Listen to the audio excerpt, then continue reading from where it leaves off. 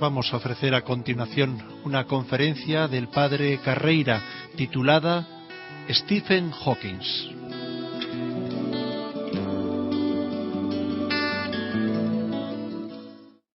Vamos a hablar de algo que ha sido noticia, sobre todo en los periódicos de los últimos 2 meses, y se trata de un nuevo libro del científico que es muy conocido porque realmente es un hombre admirable, que se sobrepone a una condición física verdaderamente trágica, de que no puede hablar, de que apenas puede mover un dedo, y sin embargo sigue pensando y proponiendo ideas que se toman en serio como viniendo de un físico de alto nivel.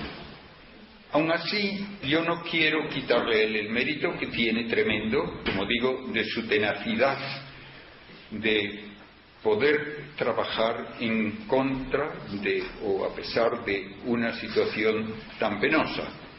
Pero también puedo decir, ya estudiando simplemente cuál es su categoría como científico, que no es un nuevo Einstein. ¿Qué quiero decir con esto? Que no nos ha dado ninguna nueva visión del universo que tenga importancia para entender a la física, no digo ya a la filosofía o la teología, sino para entender a la física.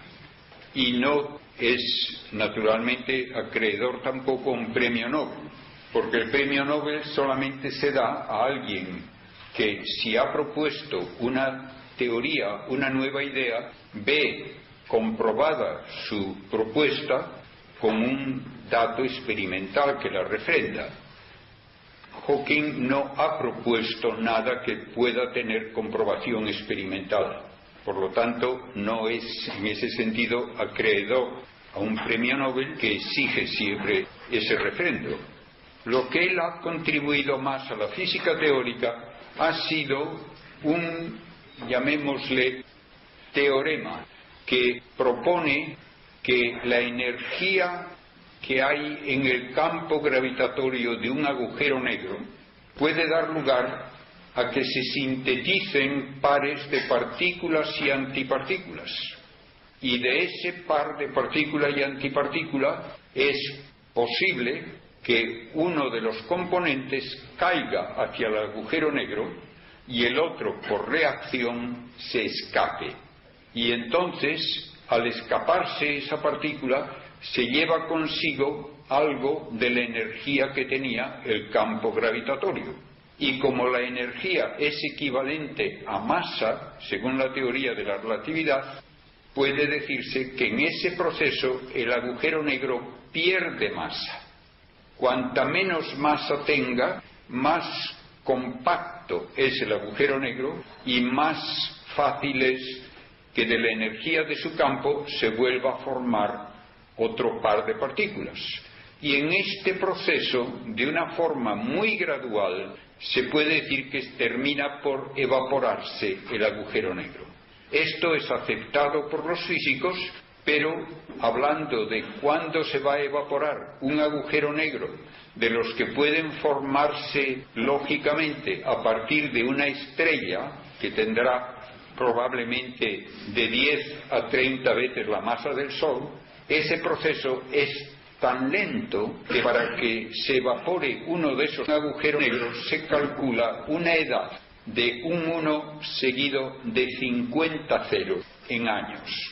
Para ponerlo esto en perspectiva, sepan que la edad del universo se escribe con el orden de un 1 seguido de 10 ceros, de modo que un 1 seguido de 50 ceros quiere decir una edad de millones de veces más que toda la edad del universo desde su comienzo hasta ahora. Como es obvio, esto es lo que no va a poder comprobarse en ningún experimento. Y entonces queda como una idea útil para hablar de la evolución del universo en gran escala, la idea de Hawking, de la evaporación de agujeros negros, y sí se ha tomado en serio.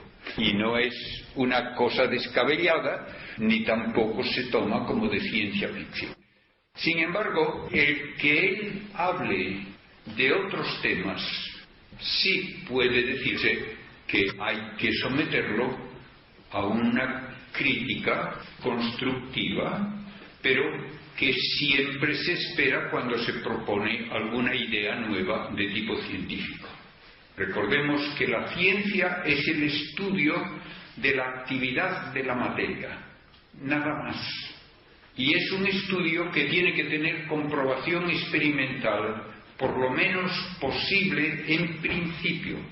Lo que nunca puede, ni siquiera en teoría, comprobarse con un experimento, se queda para elucubración matemática, o si quieren ponerlo de una manera un poco menos positiva, ciencia ficción.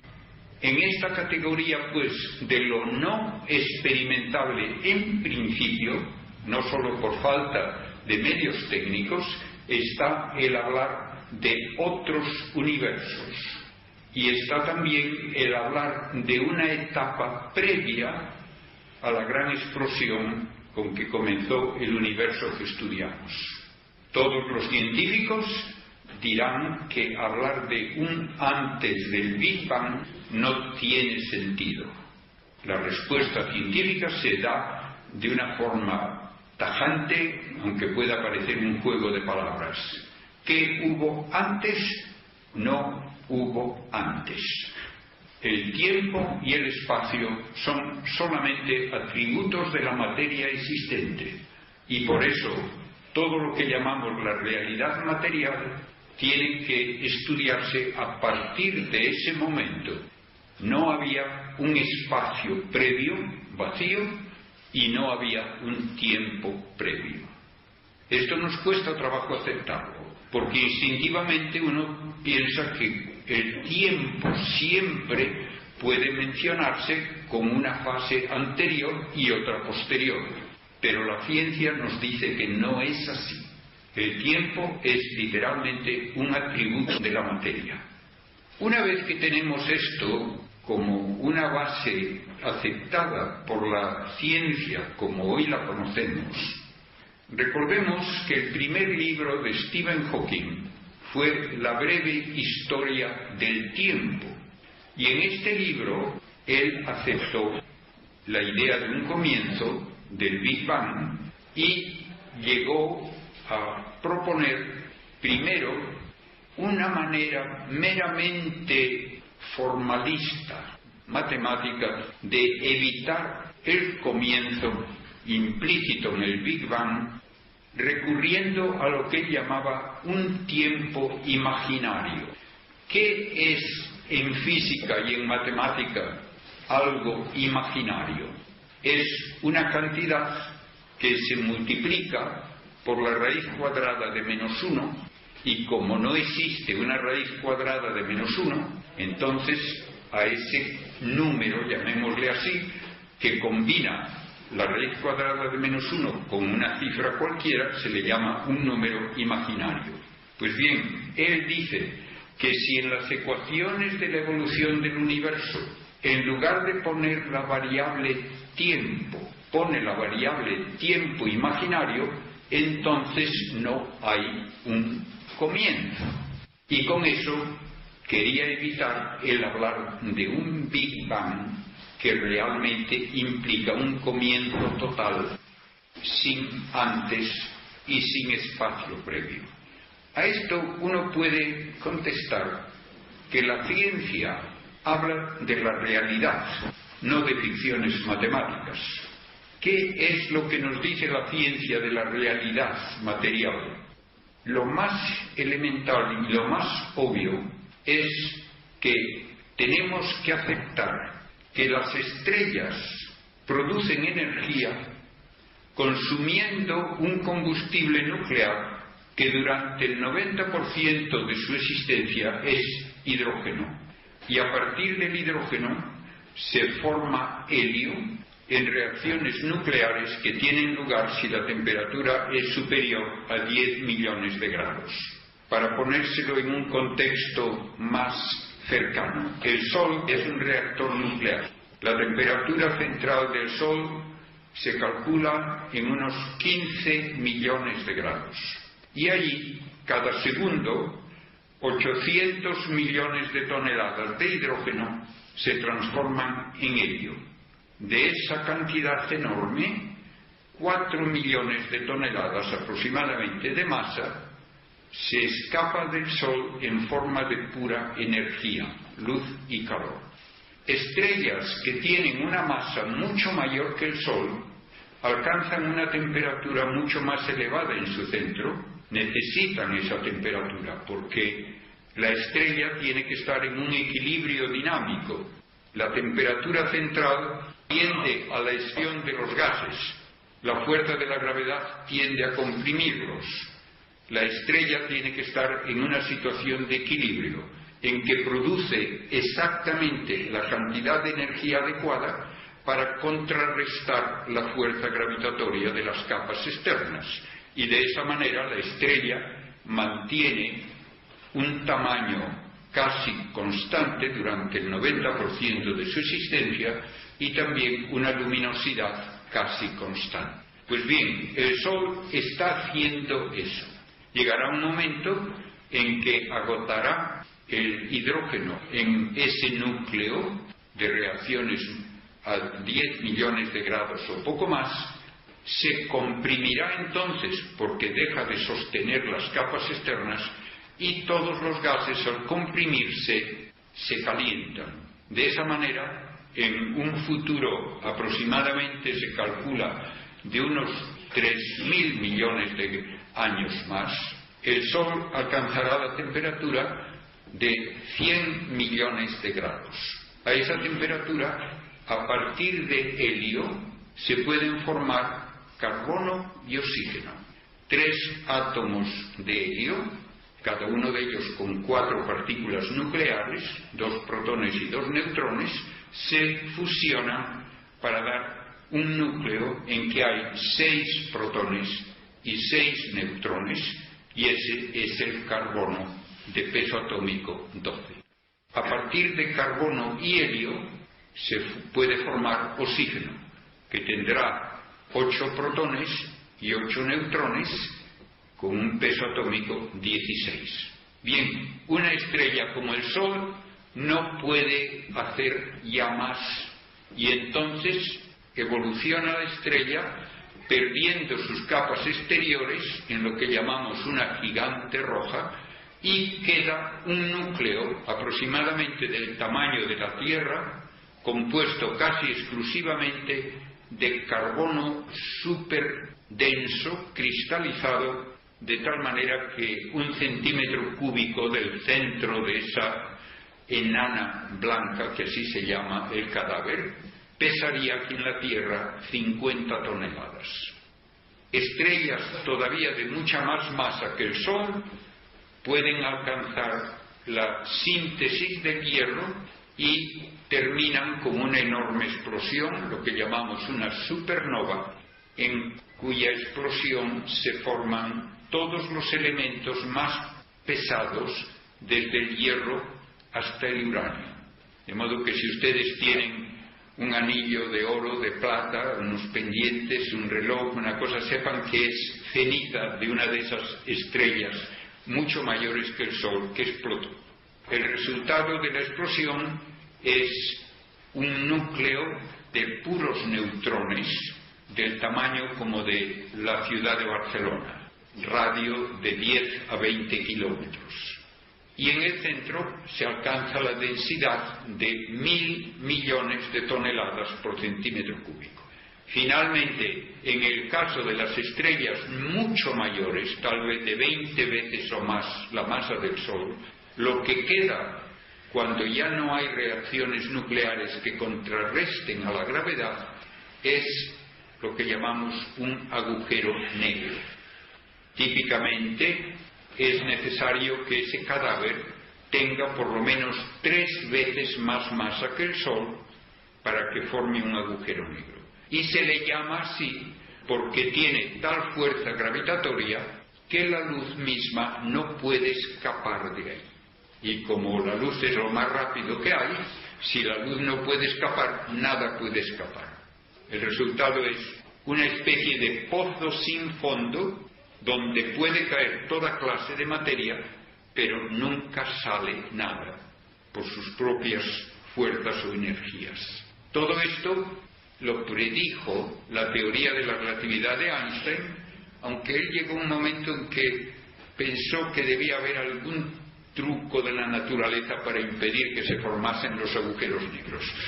Pero estamos seguros de que se forman, y hay agujeros negros de tipo estelar, con masa de 3 veces la del Sol en adelante, y en el centro de las galaxias enormes agujeros negros, donde grandes cantidades de gas han caído y han formado un núcleo invisible que puede llegar a tener en algunas galaxias 5.000 millones de veces la masa del Sol. Y esto actúa realmente como un pozo sin fondo en que pueden caer incluso estrellas enteras. Todo esto, pues, pone en contexto lo que dijo Hawking de la evaporación de agujeros negros. Cuando se había descrito cómo se forma un agujero negro, daba la impresión de que iban a ser para siempre, que el agujero negro simplemente continúa absorbiendo materia de su entorno, y cuanta más materia cae allí, más fuerte es su atracción y lleva a que caiga todavía otra materia. Lo que Hawking hizo notar fue, muy inteligentemente, que el campo gravitatorio de ese agujero negro tiene una cantidad inmensa de energía. La energía que tiene un cuerpo por tener masa y atraer a los demás forma este campo, que generalmente tiene muy poca intensidad, pero cuando tenemos tal cantidad de masa tan compacta, entonces sí. De tal manera que se ha dicho, por ejemplo, que si una persona cayese sobre un agujero negro, la diferencia de atracción entre los pies y la cabeza, según va cayendo, le convertiría prácticamente en un fideo, que habría una fuerza tremenda de marea que separaría las partes más cercanas de las más lejanas en un tamaño comparable al de una persona. Bien, lo que nos dice Hawking es: piensen ahora en ese campo gravitatorio como un depósito tremendo de energía, y piensen ahora en la mecánica cuántica y en la relatividad general, que nos dice que de pura energía se pueden sintetizar partículas y antipartículas, y esas pueden a su vez volver a encontrarse y convertirse de nuevo en energía. Pero si estamos hablando del entorno inmediato a un agujero negro, aun una pequeña diferencia de lugar de las dos partículas puede hacer que una caiga hacia el agujero negro y la otra, como por rebote, se escape y pierde un poco de energía y un poco de masa ese campo gravitatorio. Y esto lleva a la evaporación. Pero en los comienzos del siglo XX, cuando se hablaba precisamente de cómo es la estructura general del universo, tuvieron que enfrentarse los científicos con dos preguntas que llevaron a resultados inesperados. La primera pregunta: ¿por qué es oscuro el cielo de noche? La segunda pregunta: ¿por qué brillan estrellas? A la primera pregunta de por qué es oscuro el cielo de noche, la única respuesta que se podía dar era que el universo no contiene un número infinito de puntos luminosos. Porque si tuviese un número infinito de puntos luminosos, nos ocurriría lo que vemos cuando observamos un bosque muy profundo. No se ven huecos entre los árboles. Cada estrella cubre un trocito, por mínimo que sea, del cielo, y con un número infinito tendríamos el cielo totalmente cubierto de fuentes de luz y sería tan brillante como la superficie del Sol. La respuesta a este problema la dio Einstein diciéndonos que el universo es finito, aunque no tiene bordes. Finito, pero ilimitado. Y para que entendamos esto, que puede parecer un juego de palabras, piensen en la superficie terrestre. La superficie terrestre claramente es finita. Sabemos el número de kilómetros cuadrados que tiene. ¿Tiene bordes? No. ¿Tiene centro en la superficie? No. Ninguna ciudad, ningún país puede decir que está en el centro de la superficie terrestre. ¿Es parte de una superficie mayor? No. ¿Hay superficie más allá? No. ¿Cómo puede aceptarse todo esto? Diciendo, como dice la relatividad, que las dos dimensiones de la superficie terrestre, norte-sur, este-oeste, se cierran sobre sí mismas porque se curva la superficie hacia una tercera dimensión perpendicular a las otras dos. Pues bien, Einstein dijo, hay que pensar en eso al hablar del universo. Tenemos que decir que el universo tiene tres dimensiones espaciales, un volumen finito, no es parte de un volumen mayor, y en ese volumen tridimensional no hay centro. Las galaxias están repartidas más o menos uniformemente en gran escala, como motas de polvo en la superficie de un globo, y cualquiera de las galaxias puede tomarse como punto de referencia, como centro, para ver si el globo aumenta o no aumenta de tamaño y por tanto de superficie.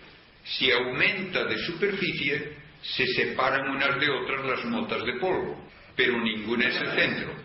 Pues bien, en 1927, un matemático ruso, Friedman, y otro belga, el sacerdote Lemaitre, resolviendo con gran cuidado las ecuaciones de la relatividad de Einstein, llegaron a la conclusión de que necesariamente el universo tiene que estar en expansión y por tanto antes era más pequeño.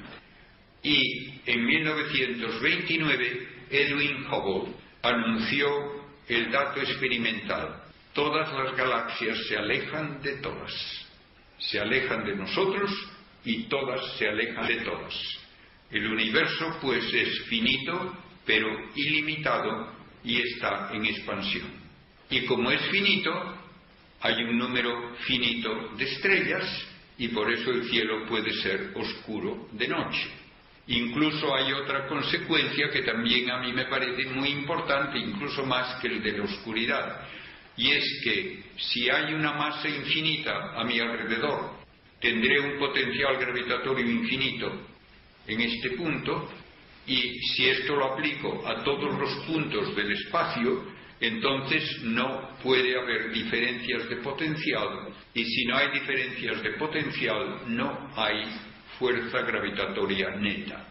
Para decirlo de una manera más elemental, si hay una fuerza infinita tirando de mí hacia la derecha y otra igualmente infinita hacia la izquierda, y lo mismo de arriba a abajo y delante y atrás, no puedo moverme. No hay fuerza gravitatoria neta, no hay entonces movimiento. Así pues, tenemos que aceptar que el universo es finito y está en expansión, y por lo tanto que antes era pequeño, y tiene uno ya la base por la cual se llega a la idea del Big Bang, la gran explosión. Dando marcha atrás a la expansión, llega uno a un momento cero en que toda la masa del universo estaba en un único bloque, tal vez con un volumen menor que el de un átomo, no sabemos, y hay la gran explosión, que es el significado del Big Bang. Como teoría física, lo único que afirma esta teoría es que el estado más primitivo del que podemos tener datos físicos del universo es un estado de altísima densidad y temperatura, que ocurrió, hoy día decimos la cifra más exacta, hace 13.700 millones de años.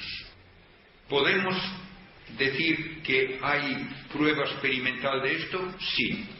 Si yo voy por el campo y encuentro cenizas y unas piedras calientes, todo el mundo aceptará que allí hay una hoguera, los restos de una hoguera. Pues bien, no sabré quién causó la hoguera, pero sé que hubo una hoguera. Nosotros hemos encontrado las cenizas del Big Bang.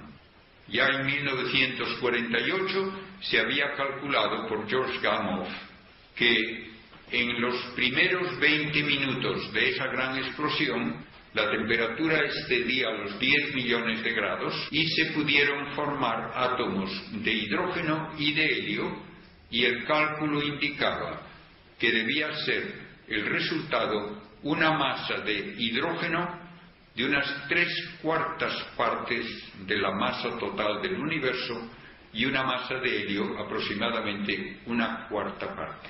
Y como el hidrógeno pesa 4 veces menos que el helio, eso quería decir que de cada 100 átomos, 90 serían hidrógeno, 10 aproximadamente helio.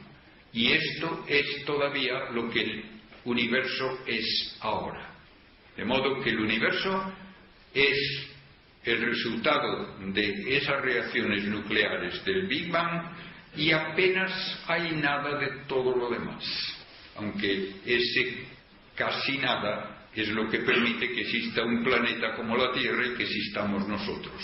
Pero desde el punto de vista de las estadísticas, por cada millón de átomos de hidrógeno hay 100.000 de helio y a lo mejor hay 100 de carbono y 8 de oxígeno y menos de todo lo demás. Así pues, necesitamos aceptar este comienzo del universo y aceptarlo también para poder explicar que todavía brillan estrellas. Porque si el universo fuese eterno, ya todas las estrellas habrían consumido su combustible y no podría haber estrellas brillando todavía. Los científicos se dieron cuenta de la alternativa, especialmente en los años 40, 50, 60, y hubo un grupo de ellos, Hoyle, Bondi, Gould especialmente, que propusieron la creación continua de nuevos átomos de hidrógeno para permitir que se formasen nuevas estrellas para reemplazar las que se iban apagando. Entonces ellos querían un universo eterno, no evolutivo, sin Big Bang, pero con creación continua de materia. Ahora bien, uno puede decir, ¿qué es más sencillo? ¿Decir que se crea todo el universo de un golpe o que se está creando constantemente nueva materia?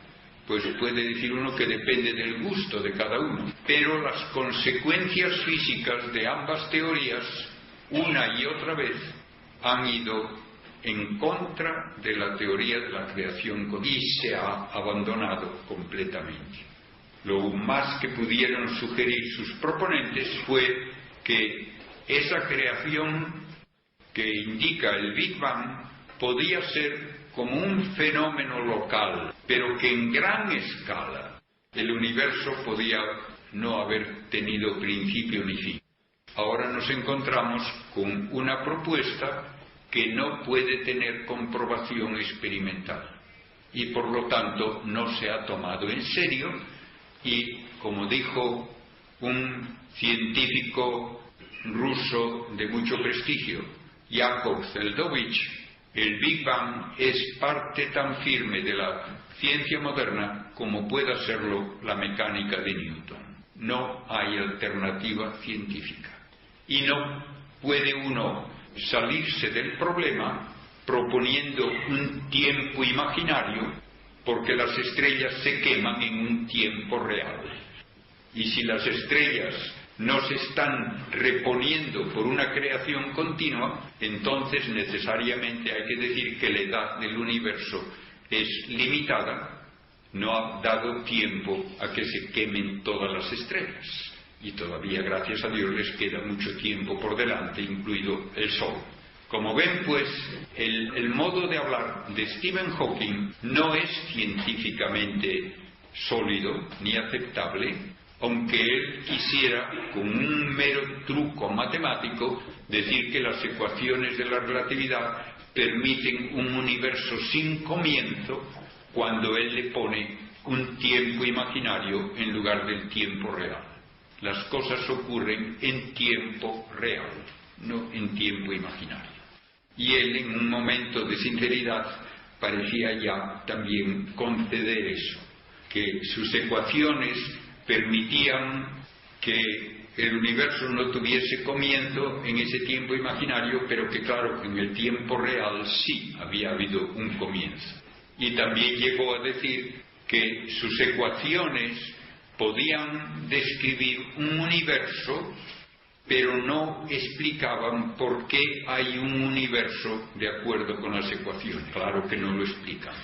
Por eso uno de los grandes físicos del siglo XX, considerado uno de los mejores físicos, John Archibald Wheeler, da como la pregunta más importante de todas para un científico que piensa sobre la realidad en todos sus aspectos, es ¿por qué hay algo en lugar de nada? Y él dice luego también que la segunda pregunta es ¿qué relación hay entre la existencia humana y las propiedades del universo ya desde su comienzo? Y llega a decir, si no podemos responder a esto, tendremos que confesar que verdaderamente no entendemos nada en su totalidad. Entendemos las cosas que ocurren en nuestro ámbito experimental más o menos inmediato, pero no entendemos toda la realidad. Bien, este libro de Stephen Hawking, como saben ustedes, tuvo un éxito enorme. Se vendieron, creo que más de 1 millón de ejemplares del libro. Bien, poco tiempo después, unos años después, ahora mismo no recuerdo cuántos, Stephen Hawking publicó otro libro con el título de Universos Bebé.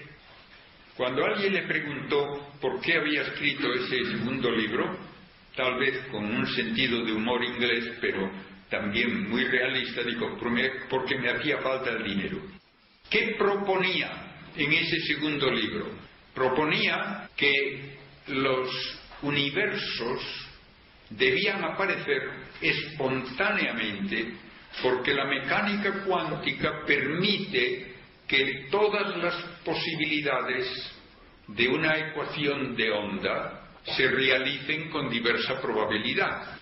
Y hay quienes dicen que tienen que realizarse, de hecho, todas las posibilidades.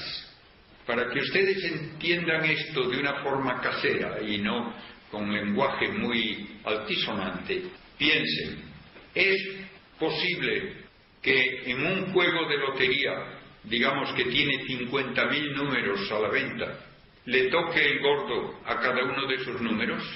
Pues sí, es posible. ¿Qué ocurre? Que le toca a uno. Dicen estos mecánicos cuánticos, todos los demás números tienen igual derecho a que les toque. Por lo tanto, tiene que tocar a todos. Pues no les ha tocado. Pues consuélense. Tiene que haber 50.000 universos y en cada uno le toca el gordo a uno de esos números. Y si a usted no le ha tocado en este universo, consuélese que le tocó en otro. Como ven, uno no toma en serio eso. Pero, utilizando este modo de pensar, ha habido quienes han dicho que todas las posibilidades de universos tienen que realizarse de hecho. Y entonces Stephen Hawking propuso también que si hay una concentración de materia, como la que hubo en el comienzo del Big Bang, donde hay una densidad inmensa y una temperatura inmensa, entonces espontáneamente se forma un universo.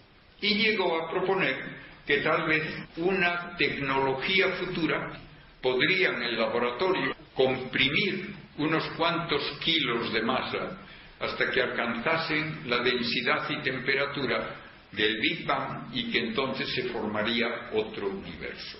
No dice que iba a ocurrir a este si se le forma otro universo en un laboratorio, pero bien, hay gente que no se preocupa de esos detalles.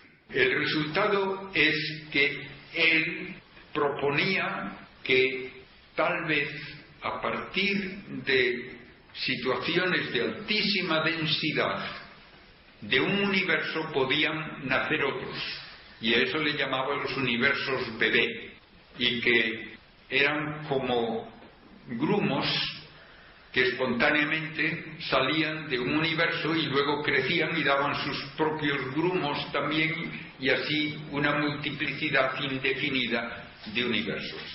Tuvo, sin embargo, la honradez de decir en un artículo sobre el tema que alguien podría decirle que hablar de esos otros universos bebé no era más científico que lo que se cuenta apócrifamente, pero se cuenta, de que en la Edad Media se discutía cuántos ángeles cabían en la cabeza de un alfiler.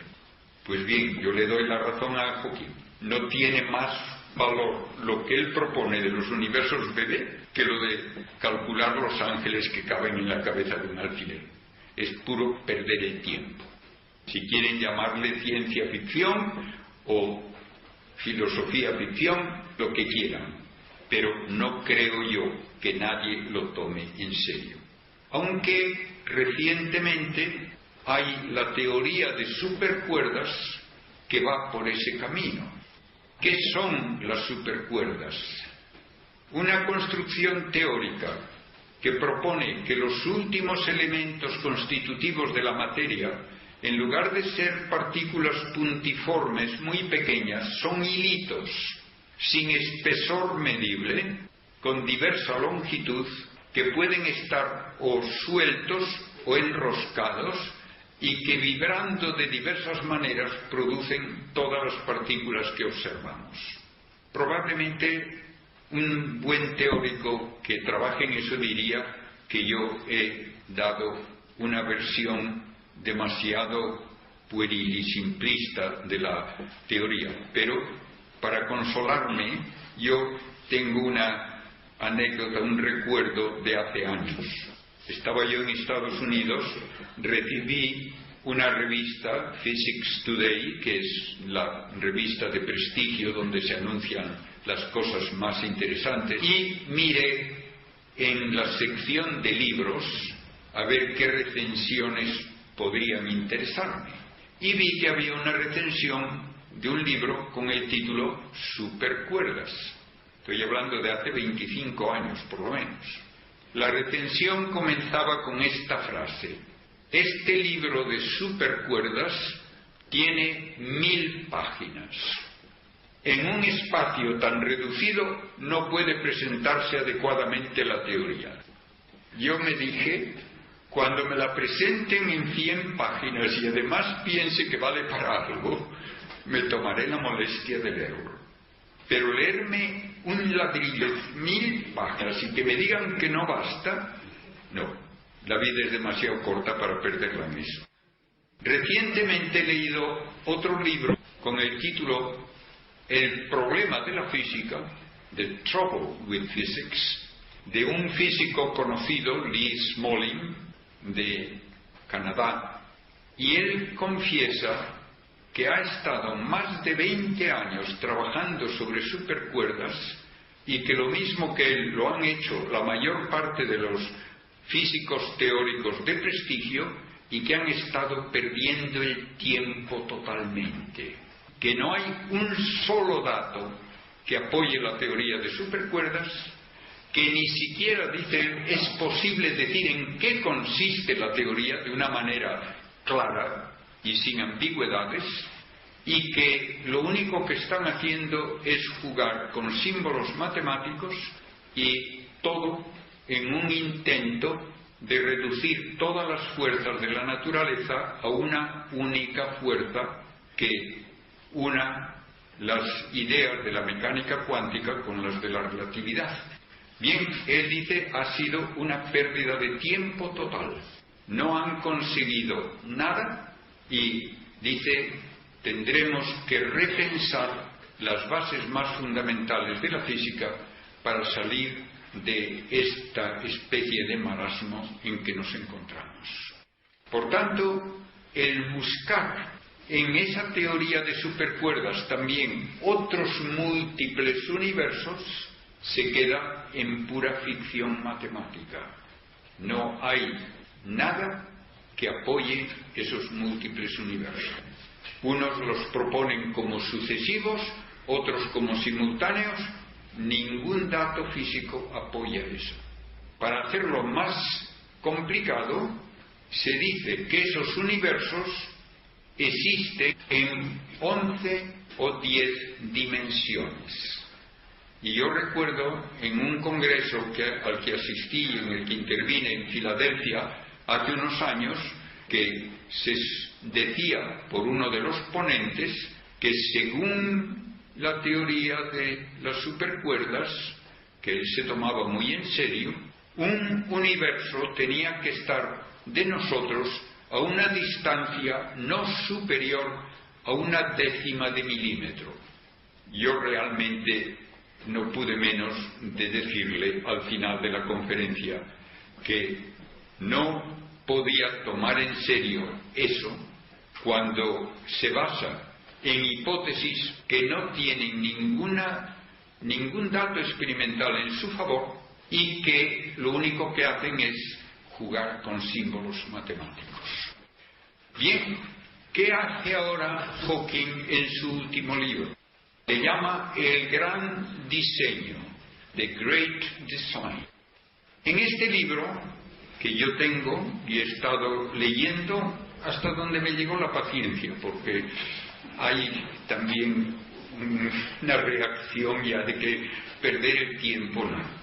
Este libro comienza con un capítulo que no es ciencia y termina con otro que es absurdamente anticientífico. En medio hay otra serie de capítulos donde no dice nada nuevo. ¿Qué dice en el primer capítulo? Que lo único que existe es la materia, regida por unas leyes que no permiten excepción y por lo tanto que la libertad humana es una ilusión, que no somos libres, sino que estamos predeterminados por las leyes de la física para hacer todo lo que hacemos. A un señor que me diga eso, si le veo cara a cara, podría decirle, mire, yo le debo 1.000 euros, pero estoy predeterminado a no devolvérselos. Adiós, buenas tardes. Ya verá si entonces cree en mi libertad o no. Porque sin libertad no puede haber responsabilidad, ni puede haber estructura alguna social. Nadie le pone leyes a los ciervos, porque sabe que es inútil ponérselas. Se le ponen las leyes a seres que son capaces de actuar libremente y por lo tanto que tienen responsabilidad. Y que un científico comience su libro sobre el gran diseño del universo negando la libertad humana, primero ya es salirse totalmente del tema y segundo es hacer el ridículo. Y lo siento mucho porque da vergüenza ajena que una persona que tiene razones de que se la admire y respete por otras causas pueda caer en eso.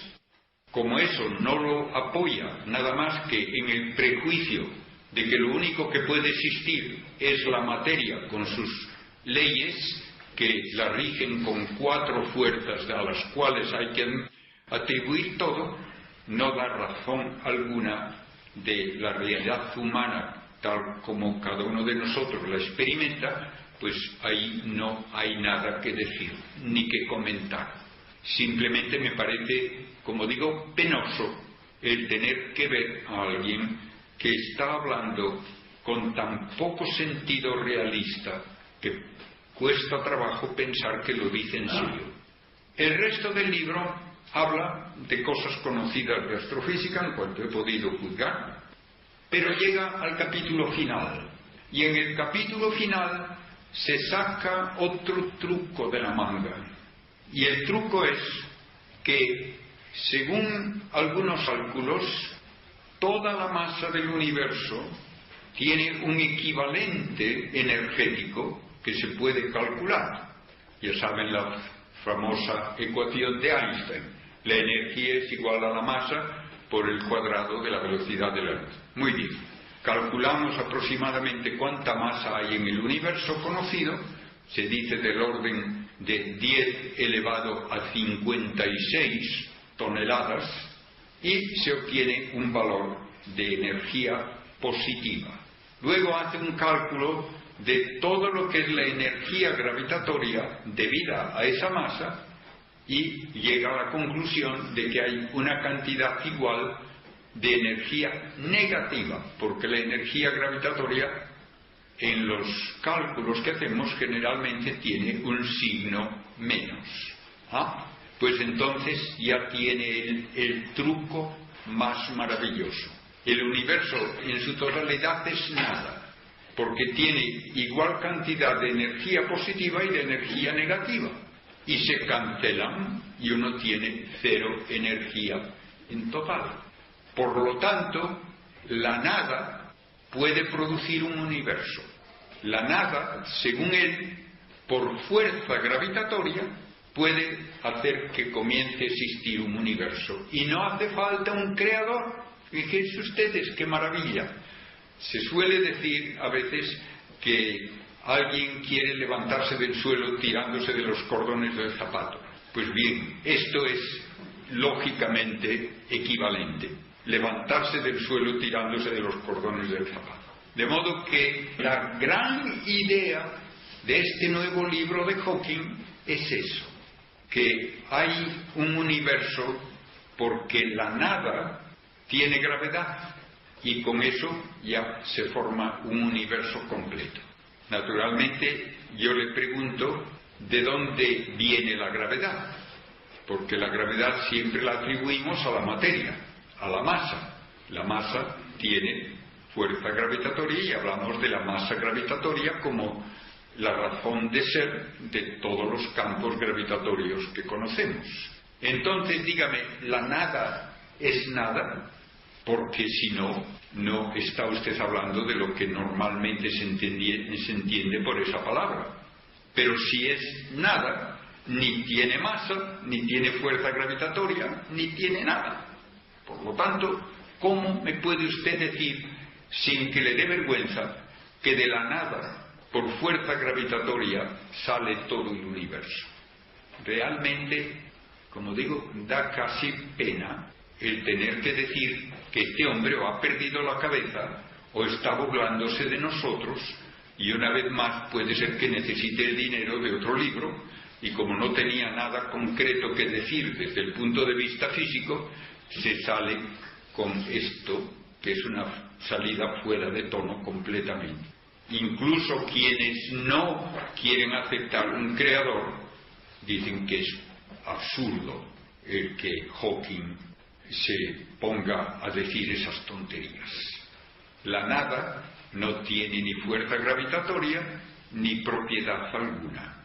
Lo que hacen algunos físicos, y él tal vez está hablando en ese sentido, es que utilizan de una manera equívoca el concepto de vacío físico.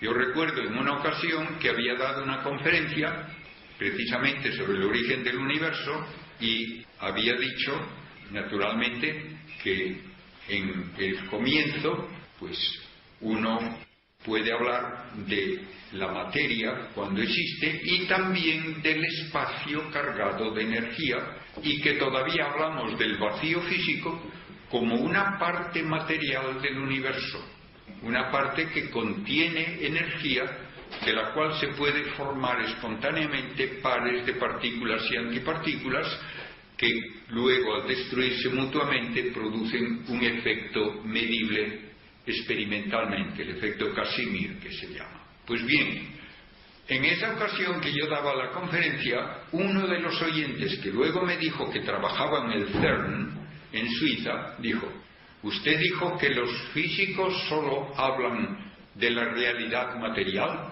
y no de la nada. Pues nosotros hablamos de la nada. Y yo le dije, no, usted estará hablando del vacío físico. No, hablamos de la nada, y ya le daré yo un artículo mío para que lo vea. Me da el artículo y en la primera página ponía estrictamente lo contrario. Decía, vamos a hablar del vacío físico que no debe confundirse con la nada. Pues claro que no debe confundirse con la nada. Pues bien, parece que Hawking quiere confundir el vacío físico con la nada.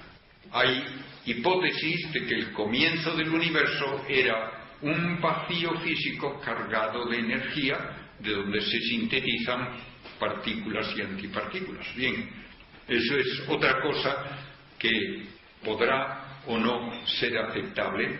Yo creo que no lo es, pero por lo menos no implica una contradicción.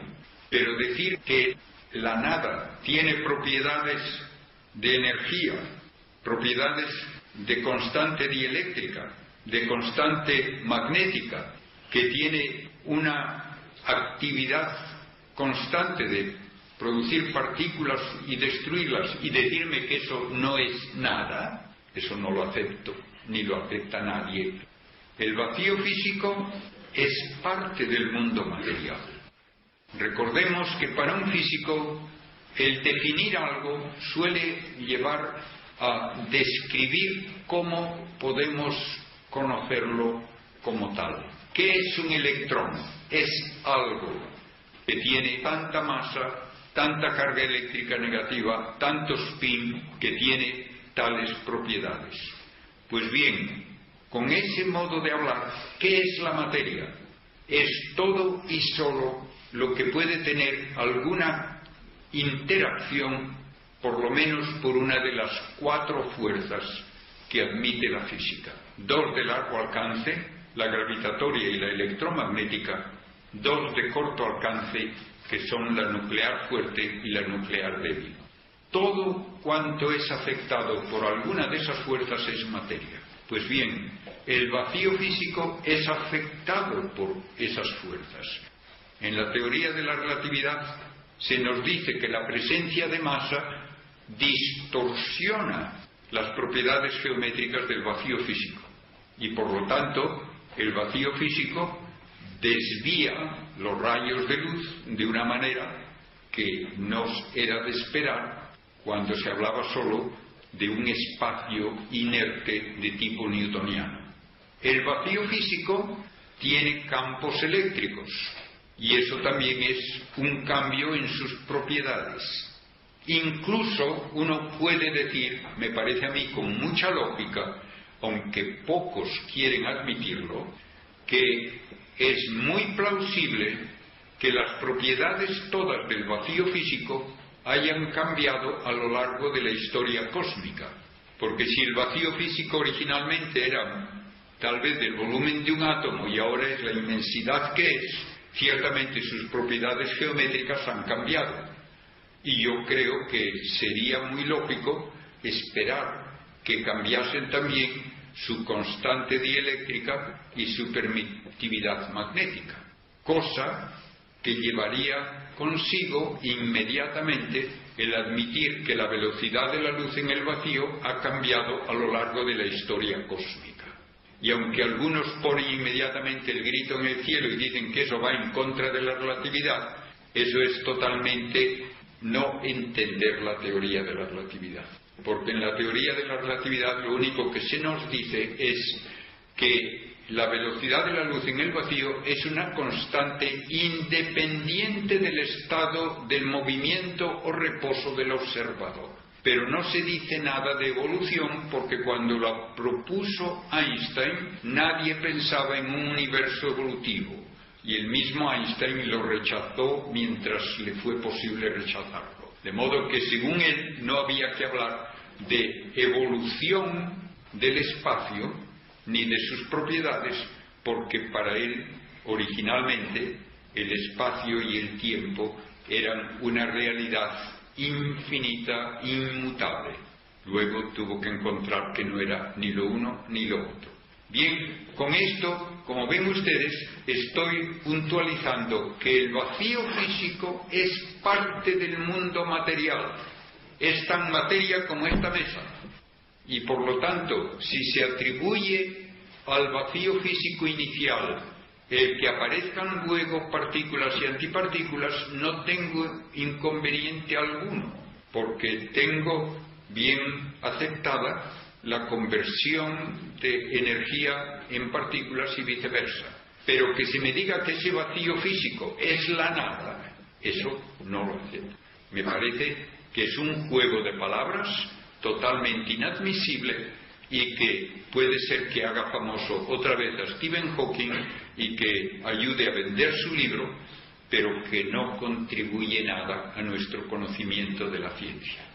Como ven ustedes, pues, hablando del libro, tiene uno que entender el modo en que ha cambiado el modo de hablar de este autor, que honradamente, si no estuviese en una silla de ruedas, probablemente no sería famoso.